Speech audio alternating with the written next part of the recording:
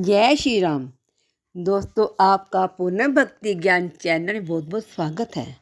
दोस्तों, आज मैं आपको विशाख मास के 18वें अध्याय के बारे में बता रही हूँ।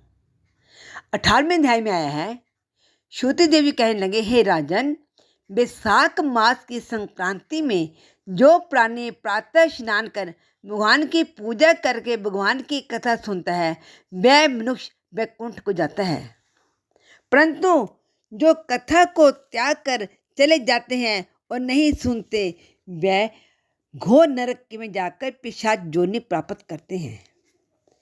इस विषय में एक प्राचीन इतिहास सुनो। प्राचीन काल में गोदावरी के किनारे दुर्वासा ऋषि के दो शिष्य थे। एक का नाम था तपोनिष्ठ, एक का था तपोनिष्ठ। तपोनिष्ठ और सत्यनिष्ठ।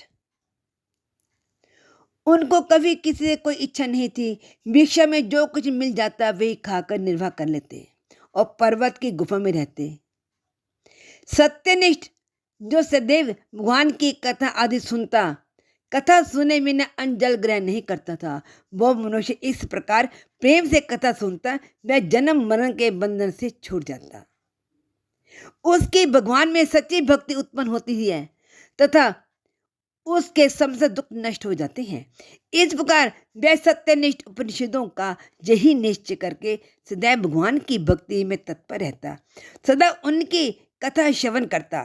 दूसरा जो तपोनिष्ठ था वह ना तो स्वयं कथा सुनता ना कहता, और कथा होते छोड़कर चला जाता, कहीं में तप में विघ्न ना पड़ जाए। श्रोता और वक्ता के पास भी वह नहीं जाता।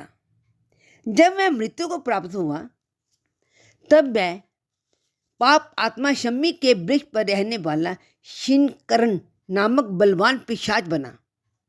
वह अपने किए कर्मों का विचार करता हुआ भूख प्यास से दुखी होकर इधर उधर भटकता फिरता था।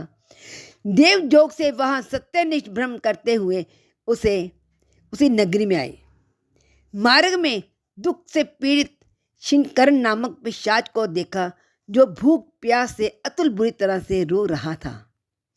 उसे देख सत्यनिष्ठ कहने लगा कि तुम कौन हो, तुम्हारी ये दशा कैसे हुई?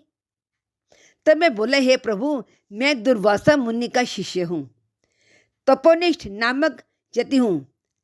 तप से लोक के कारण मैं सर्वदा भगवान के मनोहर कथा को त्यागता रहा।